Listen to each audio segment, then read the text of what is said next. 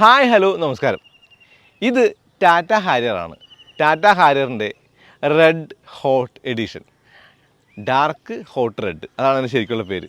ഞാൻ ആ ഒരു പേരിനെ ഒന്ന് വേണമെങ്കിൽ ഒരു തമാശയ്ക്ക് പറഞ്ഞു കഴിഞ്ഞാൽ നമുക്ക് വേണമെങ്കിൽ ഹാരിയറിനെ സാൻഡ എന്ന് വിളിക്കാം. കാരണം സാൻഡയും അല്ലെങ്കിൽ ആ ഒരു റെഡ് കളറുമായിട്ട് എന്താണ് ബന്ധം? ക്രിസ്മസ് അല്ലേ? അങ്ങനെ പറയുമ്പോൾ ഒരു കൗതുകത്തിന് പറഞ്ഞാൽ ടാറ്റ ഹാരിയറിനും ഒരു എക്സ്മസ് എഡിഷൻ ഉണ്ട്. ചുമ്മാ പറഞ്ഞാണ്, എക്സ്മസ് അല്ല, XMAS എന്നുള്ള ഒരു വേരിയൻ്റാണ്. അപ്പോൾ വണ്ടിപ്രാന്തൻ്റെ പുതിയ വീട്ടിലേക്ക് എല്ലാ ദിവസവും നമുക്കിന്ന് റെഡ് ഹോട്ട് ഡാർക്കായിട്ടുള്ള ഈ ഒരു ഹാരിയറിനെ പരിചയപ്പെടാം. ഹാരിയറിനെ പരിചയപ്പെടാൻ നമ്മൾ ഒരുപാട് കാര്യങ്ങളൊന്നും പറയില്ല, കാരണം ഹാരിയർ എന്ന് പറയുന്നൊരു പുതിയ വണ്ടി ഒന്നുമല്ല. പക്ഷേ ന്യൂ റേഞ്ച് ഫോർവേഡ് എന്നുള്ള ആ ഒരു പുതിയ ആ ഒരു മോഡലുകൾ അവർ ഇന്ത്യക്ക് വേണ്ടി പരിചയപ്പെടുത്തിയത് കൊച്ചിയിലായിരുന്നു.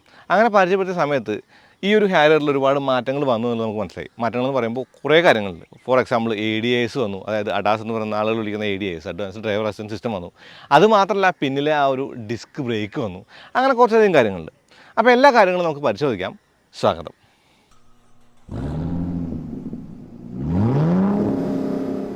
അപ്പോൾ ടാറ്റ ഹാരിയറിന് നമുക്ക് ആ ഒരു സാൻഡയോട് ഉമിച്ച് സ്ഥിതിക്ക് ഒരു തൊപ്പി കൂടി വെറുതെ വെച്ച് കൊടുക്കാം. ശരിക്കും അഴകുള്ളൊരു വണ്ടിയാണ്. അപ്പോൾ ഇതും കൂടി വരുമ്പോഴേ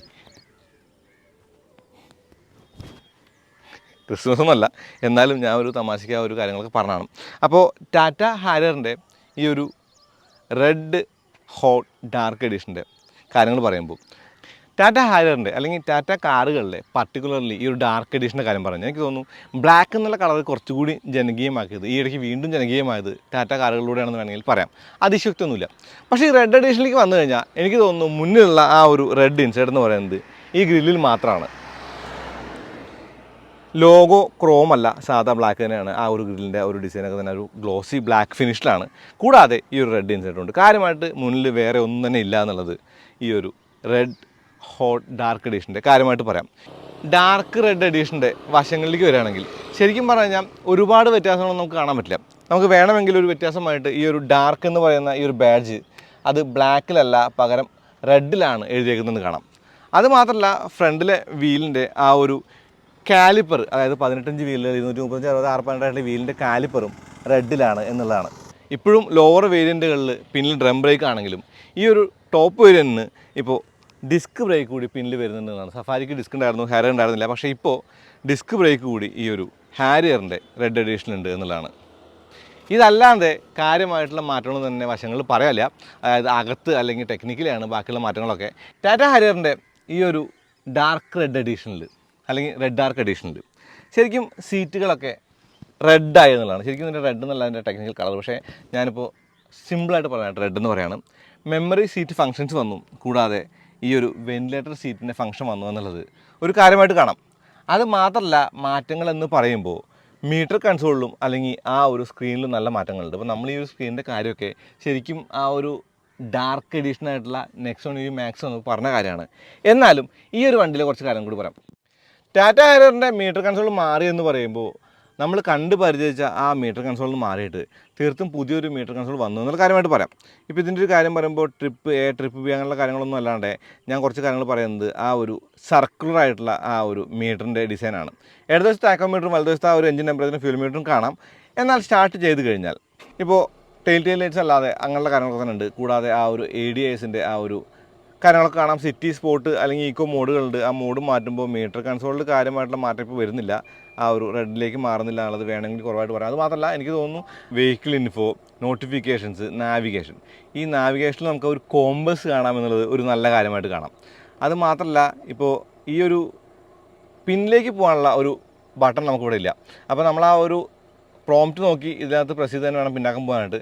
ക്രൂയിസ് കൺട്രോൾ ഉണ്ട്, ADAS ഉണ്ടെങ്കിലും ആ ഒരു അഡാപ്റ്റീവ് ക്രൂസ് കൺട്രോൾ ഇല്ലാന്ന് വേണമെങ്കിൽ പറയാം. ഇനി ലേ ഔട്ട് എന്നൊരു സംഗതി കണ്ടു. ആ ലേ ഔട്ടിനകത്ത് നമുക്ക് ഡിജിറ്റൽ വ്യൂ ഉണ്ട്, ഡയൽ വ്യൂ ഉണ്ട്, മിനിമൽ വ്യൂ ഉണ്ട്. അപ്പോൾ ഞാൻ ഡിജിറ്റൽ വ്യൂയിലേക്കൊന്ന് മാറ്റാം. ഡിജിറ്റൽ വ്യൂ മാറ്റുമ്പോൾ ആ ഒരു സർക്കുലർ ഡയലായിട്ടുള്ള കാര്യം പോയി എന്നുള്ളതാണ്. ഇനി ഡ്രൈവ് അസിസ്റ്റിൽ നമുക്ക് ആ ഡ്രൈവ് അസിസ്റ്റും അല്ലെങ്കിൽ അറ്റൻഷൻ ലെവലൊക്കെ ഞാൻ കാണിച്ചു കഴിഞ്ഞു. ഇനി ഒന്നും കൂടി പ്രസ് ചെയ്തിട്ട് പിന്നാക്കം പോയി കഴിയുമ്പോൾ വെഹിക്കിൾ ഇൻഫോ ഉണ്ട്. വെഹിക്കിൾ ഇൻഫോ അത് DF ലെവൽ, അത് മാത്രമല്ല പവർ ടോർക്ക് മീറ്ററുകൾ, ആ ഒരു G-ഫോഴ്സ് മീറ്റർ അല്ലെങ്കിൽ ഡേറ്റ് ആൻഡ് ടൈം അങ്ങനെയുള്ള കാര്യങ്ങൾ കാണാം. ഇനി അത് മാത്രമല്ല നോട്ടിഫിക്കേഷനും കാര്യങ്ങളും ഞാൻ കാര്യമായിട്ട് പോകുന്നില്ല. ഇനി ഈ ഒരു സെറ്റിങ്സിനകത്ത് നമുക്ക് ആ ഒരു ഇലുമിനേഷൻ്റെ ആ ഒരു കാര്യം, favourite menu position, factory reset, about, ആ ഒരു ബാക്കിന് പ്രത്യേകമായിട്ടൊരു കാര്യം ഞാൻ മെനു കണ്ടു എന്നുള്ളൊരു കാര്യമായിട്ട് പറയാം. അപ്പോൾ ഒരുപാട് കാര്യങ്ങൾ വന്നിട്ടുള്ള ഒരു മീറ്റർ കൺസോൾ എന്ന നിലയ്ക്ക് നല്ല മാറ്റമുള്ള ഒരു കാര്യമായിട്ട് അതിനെ കാണാമെന്നുള്ളതാണ്. 26.3 സെൻറ്റിമീറ്റർ വലിപ്പമുള്ള ഈ ഒരു സ്ക്രീൻ തീർത്തും ഈ ഒരു വണ്ടിയെ ട്രാൻസ്ഫോം ചെയ്തിട്ടുണ്ട്. അതായത് ഈ ഒരു എയർ ക്വാളിറ്റി പ്യുവർ എന്നെഴുതി കാണിക്കുന്ന കാര്യം കണ്ടാൽ ഇതിനകത്ത് ആ ഒരു AQA എയർ ക്വാളിറ്റി ഇൻഡിക്കേഷനും അതുമാത്രമല്ല ഒരു എയർ പ്യൂരിഫയറും ഉണ്ട് എന്നുള്ളതാണ്.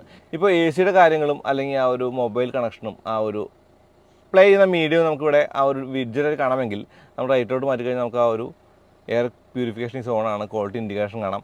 കൂടാതെ പുതിയ വിഡ്ജറ്റ് അടിയാനും പറ്റും. അതുമാത്രമല്ല വോയിസ് കമാൻഡ്സ് കൂടി ഈ ഒരു ടാറ്റ മോട്ടോഴ്സിൻ്റെ പുതിയ ഹാരിയറിലുണ്ട്. Hey Tata, switch on the AC.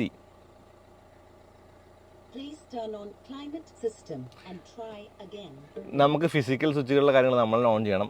അപ്പോൾ Android auto, Apple CarPlay wireless ആണ്, AQI കാണാം, ക്ലൈമറ്റിൻ്റെ കാര്യം കാണാം, ഇമേജ് വ്യൂവർ ഉണ്ട്, മീഡിയ, ഫോൺ സെറ്റിംഗ്സ്, അതുപോലെ ക്വിക്ക് കോൺടാക്ട്സ്, റേഡിയോ എന്നുള്ള കാര്യം കാണാം. ഇനി ഈ ഒരു സ്ക്രീനിൻ്റെ പ്രത്യേകതയായിട്ട് പറയുമ്പോൾ ഒരുപാട് കാര്യങ്ങളിലേക്ക് പോകുന്നതിന് മുന്നേ കുറച്ച് കാര്യങ്ങൾ പറയാം. ഇൻറ്റ്യൂട്ടീവ് ആയിട്ടുള്ള റെസ്പോൺസീവ് ആയിട്ടുള്ള സ്ക്രീനാണിത്. മുന്നത്തെ സ്ക്രീനിനേക്കാളും ഫാർ ബെറ്റർ എന്നുള്ളത് ലളിതമായിട്ട് പറയാവുന്ന സ്ക്രീനിനകത്ത് അത്യാവശ്യം എല്ലാ കാര്യങ്ങളും അവർ ഇൻക്ലൂഡ് ചെയ്തിട്ടുണ്ട്. ആൻഡ്രോയിഡ് ബേസ് ചെയ്തിട്ടുള്ള ഒരു സ്ക്രീനാണെന്നാണ് ടാറ്റ മോട്ടോഴ്സ് പറഞ്ഞത്. അത് മാത്രമല്ല ഈ ഒരു സെറ്റിങ്സിനകത്ത് നമുക്ക് വേണമെങ്കിൽ ADASൻ്റെ കാര്യങ്ങളൊന്നും നോക്കാം. ഡ്രൈവർ അസിസ്റ്റൻസ് ആണ്, അഡ്വാൻസ്ഡ് ഡ്രൈവർ അസിസ്റ്റൻസ് സിസ്റ്റം ആണ് ADAS. അപ്പോൾ ആ ഒരു ഡ്രൈവർ അസിസ്റ്റൻസ് സിസ്റ്റത്തിനകത്ത് ഇപ്പോൾ ഫോർവേഡ് കൊളിഷൻ വാണിംഗ് ആണെങ്കിലും ട്രാഫിക് സൈൻ റെക്കഗ്നീഷൻ ആണെങ്കിലും ഹൈ ബീം അസിസ്റ്റ് ആണെങ്കിലും ഈ എയർ ക്വാളിറ്റി പൂർണ്ണമായിരിക്കും ചെയ്യാല്ല. നമ്മൾ നിൽക്കുന്നത് നമ്മുടെ കേരളത്തിലാണ്. പാർക്ക് അസിസ്റ്റും ബ്ലൈൻഡ് സ്പോട്ട് മോട്ടറൊക്കെ തന്നെ കാണാം. ഞാൻ വണ്ടി ഓടിക്കുമ്പോൾ കുറിച്ച് കൂടുതൽ കാര്യങ്ങൾ പറയാം. ഇനി ഇതിൻ്റെ ഒരു പിന്നാക്കം ഒന്ന് പോയി കഴിയുമ്പോൾ ആ ഒരു ഓഡിയോ കണക്ടിവിറ്റി എന്ന് പറയുമ്പോഴേ ശരിക്കും വൈഫൈ നോൺ കണക്റ്റഡ് എന്നുള്ള കാര്യം കാണാൻ വൈഫൈ കണക്ട് ചെയ്യാനുള്ള ഓപ്ഷൻ ഉണ്ട്.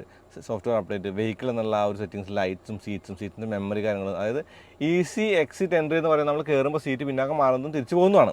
ഇനി അത് മാത്രമല്ല ഒന്നും കൂടി പിന്നാക്കം പോയി കഴിഞ്ഞാൽ സൗണ്ട് ഡെമോ ഉണ്ട്. സൗണ്ട് ഡെമോ എന്ന് പറയുന്നത് ശരിക്കും ഹാർമൻ്റെ സിസ്റ്റം എന്ന് പറയുന്നത് നല്ല സൗണ്ട് ക്വാളിറ്റിയുള്ള സിസ്റ്റമാണല്ലോ.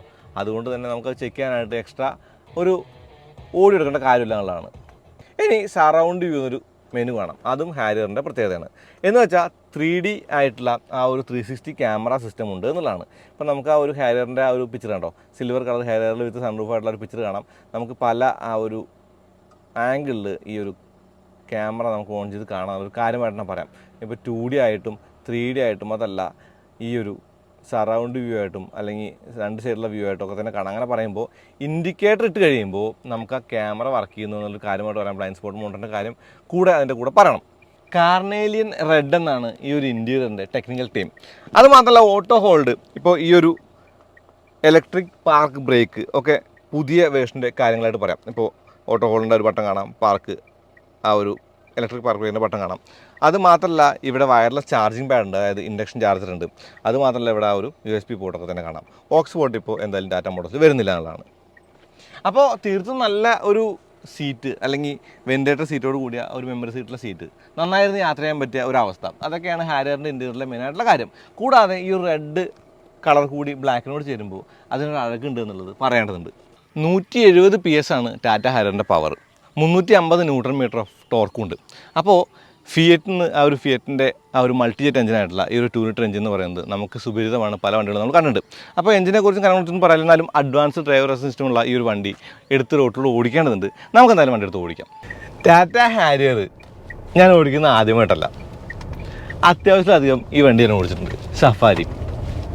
അപ്പോൾ ടാറ്റ ഹാരിയറും സഫാരിയൊക്കെ ഓടിച്ച ഒരാളെന്ന നിലയ്ക്ക് ഇതിൻ്റെ ഡ്രൈവിങ്ങിനെ കുറിച്ച് അങ്ങനെയുള്ള കാര്യങ്ങളെക്കുറിച്ചൊന്നും കൂടുതൽ പറയില്ല. പക്ഷേ 18 ഇഞ്ചിൻ്റെ ആ ഒരു പ്ലഷ് ആയിട്ടുള്ള റൈഡും കൂടാതെ സസ്പെൻഷൻ ട്രാവലും എല്ലാം മികച്ചതാണ് എന്നുള്ളത് നമുക്കറിയാം. സ്റ്റിയറിങ്ങിൻ്റെ ഒരു ടോപ്പ് സ്പീഡൊക്കെ കൂടുമ്പോൾ, ടോപ്പ് സ്പീഡല്ല, ഒരു പർട്ടിക്കുലർ സ്പീഡ് കൂടുമ്പോഴുള്ള സ്റ്റിയറിങ്ങിൻ്റെ നെർവസ്നെസ് പറഞ്ഞിരുന്നു. അതിപ്പോൾ കാര്യമായിട്ട് എനിക്ക് ഫീൽ ചെയ്യുന്നില്ല.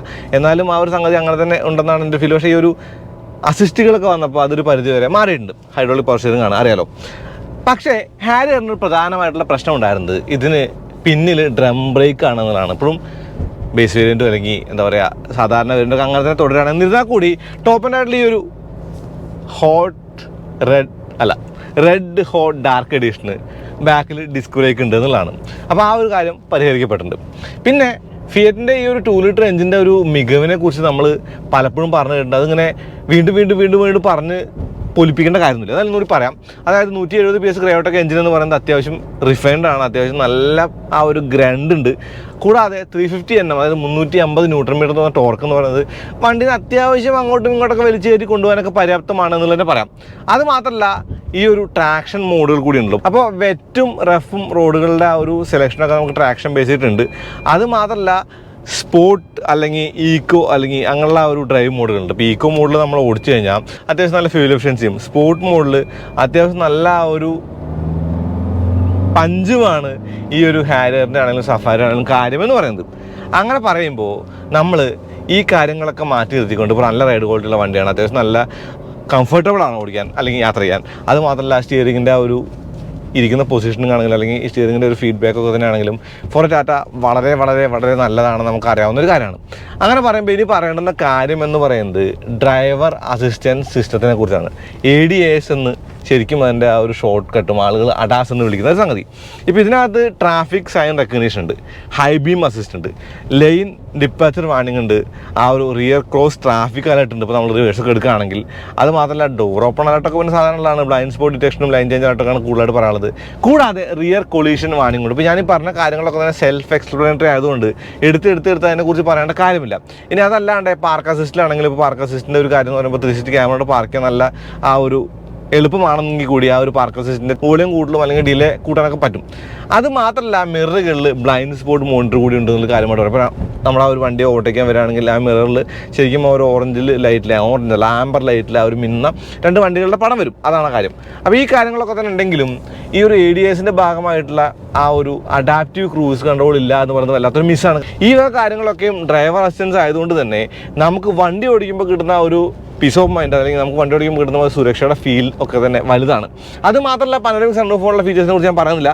6 എയർ ബാഗുകളുടെ കാര്യം പറയാം. 6 എയർ ബാഗുകളുടെ കാര്യം, ഓട്ടോ ഹോൾഡ് ഫീച്ചറും, അത് മാത്രമല്ല ഹിൽ ഹോൾഡ് അസിസ്റ്റ് പോലുള്ള കാര്യങ്ങളും, അങ്ങനെ സവിശേഷതകളാൽ സമ്പന്നമായിട്ടുള്ള ഒരു വണ്ടിയാണ് ഈ ഒരു ഹാരിയർ എന്നുള്ളതാണ്.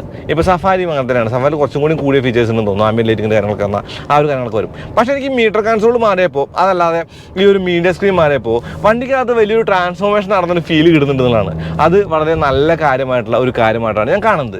അപ്പോൾ അത്യാവശ്യം നല്ല ഡ്രൈവബിൾ ആയിട്ടുള്ള വണ്ടിക്ക് കുറച്ചുകൂടി ബുദ്ധി കിട്ടി എന്നൊക്കെ പറയാം. ഇപ്പോൾ ഞാൻ പറയുന്ന കാര്യങ്ങൾ ചെറിയ ഫീച്ചേഴ്സൊക്കെ ഞാൻ മനഃപൂർവ്വം ഒഴിവാക്കിയത്. അപ്പോൾ ഉദാഹരണം പറഞ്ഞാൽ ഓട്ടോ ഡിമ്മിങ് ആയിട്ടുള്ള, അതായത് ആ ഒരു മിററിൻ്റെ കാര്യം ഞാൻ പറയുന്നില്ല. കൂടാതെ ബ്ലാക്ക് ഇൻറ്റീരിയർ ആണെന്നുള്ള കാര്യം ഞാൻ പറയാൻ പോയിട്ടില്ല. പിന്നെ സ്റ്റിയറിങ്ങിൻ്റെ ആ ഒരു ലെതർ റാപ്പ് സ്റ്റിയറിങ്ങിൻ്റെ കാര്യം ഞാൻ പറയാൻ പോയിട്ടില്ല. അത് ഞാൻ പറയാത്തത് നമ്മൾ ഹാരിയറിലും അല്ലെങ്കിൽ സഫാരിലും കണ്ട് പഴകിയ കാര്യങ്ങളായതുകൊണ്ടാണ്. എന്നാലും ഈ വോയിസ് കമാൻഡ് അടക്കമുള്ള കാര്യങ്ങളൊക്കെ പുതിയതാണ്. പല ഭാഷകൾ സപ്പോർട്ട് ചെയ്യുന്ന ആ ഒരു വോയിസ് കമാൻഡൊക്കെ സപ്പോർട്ട് ചെയ്യുന്ന സ്ക്രീനാണ് നമ്മൾ ടാറ്റയുടെ ആ ഒരു ഡാർക്ക് എഡീഷൻ ആയിട്ടുള്ള EVയിൽ നമ്മൾ പരീക്ഷിച്ചാണ്. അങ്ങനെയുള്ള കാര്യങ്ങളൊക്കെ തന്നെ ഉണ്ട്. അപ്പോൾ സ്പോർട്ട് മോഡ് തന്നെയാണ് സ്റ്റിൽ ഈ ഒരു വണ്ടിയുടെ ഏറ്റവും എന്താ പറയുക ആ ഒരു അട്രാക്റ്റീവ് ആയിട്ടുള്ള മോഡ് എന്നുള്ളത് പറയേണ്ടതുണ്ട്. അത് മാത്രമല്ല ഓടിക്കാനായിട്ട് നല്ല ഒരു രസമുള്ള നല്ല ഫൺ ഫാക്ടറുള്ള വണ്ടി എന്ന നിലയ്ക്ക് കാല് കൊടുത്തു കഴിഞ്ഞാൽ പ്രതികരിക്കുന്ന ഒരു സ്വഭാവം കൂടി വണ്ടിക്ക് ഉണ്ട് എന്നുള്ളത് ടാറ്റ ഹാരിയറിൻ്റെ ഒരു കാര്യമായിട്ട് പറയാം. ഇപ്പോൾ ഈ ഒരു വണ്ടിയുടെ അല്ല, പർട്ടിക്കുലർലി എല്ലാ ഹാരിയറിൻ്റെയും കാര്യമായിട്ട് പറയാം. പക്ഷേ എനിക്ക് എപ്പോഴും ഈ ഒരു സ്പോർട്ട് മോഡിൽ ഈ ഒരു ഹുണ്ടായിന്ന് ഡെറിവ് ചെയ്തിട്ടുള്ള ആ ഒരു 6 സ്പീഡ് ഗിയർ ബോക്സ്, ആ ഗിയർ ഇങ്ങനെ ഹോൾഡ് ചെയ്ത് പിടിക്കുന്ന ആ ഒരു ഫീലും, ആ ഒരു എഞ്ചിൻ കൂടി RPMലേക്ക് വരുമ്പോൾ ആ ഒരു ഡീസലിൻ്റെ ഒരു ക്ലട്ടറും ഒക്കെ ശരിക്കും നല്ല ആകർഷകമായിട്ട് അട്രാക്റ്റീവായിട്ട് തോന്നുന്നുണ്ട്. എനിക്ക് ഈ ഡീസൽ എഞ്ചിൻ ഭയങ്കര ഇഷ്ടമാണ്. പ്രത്യേകിച്ച് ഞാൻ ഡീസൽ എഞ്ചിൻ്റെ ഒരു ഫാനാണ്. പെട്രോൾ എഞ്ചിൻ്റെ കടുത്ത ഫാനും ഡീസൽ എഞ്ചിൻ്റെ ഫാനുമായിട്ടുള്ള എനിക്ക് ഡീസൽ എഞ്ചിൻ്റെ ഈ ഒരു ടോർക്ക് ഫീലും അല്ലെങ്കിൽ ഈ ഒരു സൗണ്ടൊക്കെ ഇഷ്ടമാണെന്നുള്ളതാണ്. അങ്ങനെ പറയുമ്പോൾ അത്യാവശ്യം നല്ല ഡ്രൈവറായിട്ടുള്ള വണ്ടിക്ക് കുറച്ചധികം ഫീച്ചേഴ്സ് വന്നു എന്നുള്ളത് തന്നെയാണ് ഈ ഒരു വീഡിയോയിൽ പറയാൻ ഉദ്ദേശിച്ചത്. റെഡ് ഹോട്ട് ഡാർക്ക് എഡീഷൻ്റെ കാര്യം പറയുമ്പോൾ റെഡ് ബിറ്റുകളും അല്ലെങ്കിൽ അങ്ങനെയുള്ള കാര്യങ്ങൾ മാറ്റി നിർത്തിയ പെർഫോമൻസും കാര്യങ്ങളൊക്കെ സെയിം ആയിട്ട് നിൽക്കുന്ന വണ്ടിക്ക് ഈ ഒരു ADAS ഫീച്ചേഴ്സ് ഉണ്ട് എന്നുള്ളൊരു കാര്യമായിട്ട് പറയാം. അപ്പോൾ ശരിക്കും പറഞ്ഞാൽ ടാറ്റ മോട്ടോഴ്സിൻ്റെ മിക്കവാറും എല്ലാ ആ ഒരു വേരിയൻസിനും സാന്റാ മോഡ് വേണമെങ്കിൽ പറയാട്ടോ. കാരണം എക്സ്പ്രസ് എന്ന് പറയുന്നത് XM-A എന്ന് പറയുന്നത്, XM എന്ന് പറയുന്ന ബേസ് വേരിയൻറ്റ്, A എന്ന് പറയുന്ന ആ ഒരു ഓട്ടോമാറ്റിക്കിൻ്റെ S എന്ന് പറയുന്ന വേരിയൻ്റാണ്. അപ്പോൾ ഞാനതിനെ കുറച്ച് പൊലിപ്പിച്ച് പറഞ്ഞാണ് ഒരു കൗതുകത്തിന് വേണ്ടി, ഒരു രസത്തിന് വേണ്ടി. അപ്പോൾ ഇത്രയൊക്കെയും പറഞ്ഞാൽ പോരാ, ഇപ്പോൾ വില കൂടി പറയണം. കാരണം പ്രൈസുകൾ മാറിക്കൊണ്ടിരിക്കുകയാണ്. ഞാൻ എക്സ്ഷോറൂം പ്രൈസാണ് പറയുന്നത്. ഏകദേശം 15 ലക്ഷം രൂപയിൽ തുടങ്ങുന്ന വേരിയൻറ്റ് മുതൽ 25 ലക്ഷം രൂപ വരെ വിവിധ വകഭേദങ്ങളുള്ള ടാറ്റ ഹാരിയറിൻ്റെ ഈ ഒരു മോഡൽ റിയർ ഡിസ്ക് ബ്രേക്ക് കൊണ്ടും ഈ ഒരു ADAS സിസ്റ്റത്തിൻ്റെ ആ ഒരു സപ്പോർട്ട് കൊണ്ടൊക്കെ തീർത്തും ആകർഷകമാണ്. കുറച്ചധികം സീറ്റ് വേണമെങ്കിൽ സഫാരിയും, അതല്ല 5 സീറ്റിൽ ഇഷ്ടംപോലെ ലഗേജ് സ്പേസ് ഒക്കെ ആണ് ആവശ്യമെങ്കിൽ ഈ ഒരു ഹാരിയറും യൂസ് ചെയ്യാവുന്നതാണ്, അല്ലെങ്കിൽ ചൂസ് ചെയ്യാവുന്നതാണ്. അപ്പോൾ അതുപോലെ ഈ ഒരു വീഡിയോ ഉപയോഗപ്പെട്ടു തന്നെ കരുതാണ്. അങ്ങനെയാണെങ്കിൽ ചാനൽ സബ്സ്ക്രൈബ് മറക്കരുത്. അതുപോലെ ഇൻസ്റ്റാഗ്രാം പേജും ഫേസ്ബുക്ക് ലൈക്ക് ഫോളോ ചെയ്യുക, അതിനകത്ത് അപ്ഡേറ്റ്സും ഒക്കെ കാര്യങ്ങളൊക്കെ കൊടുക്കാറുണ്ട്. അപ്പോൾ അടുത്ത വീഡിയോ വീണ്ടും വരാം. അതുവരേക്കും നന്ദി, നമസ്കാരം.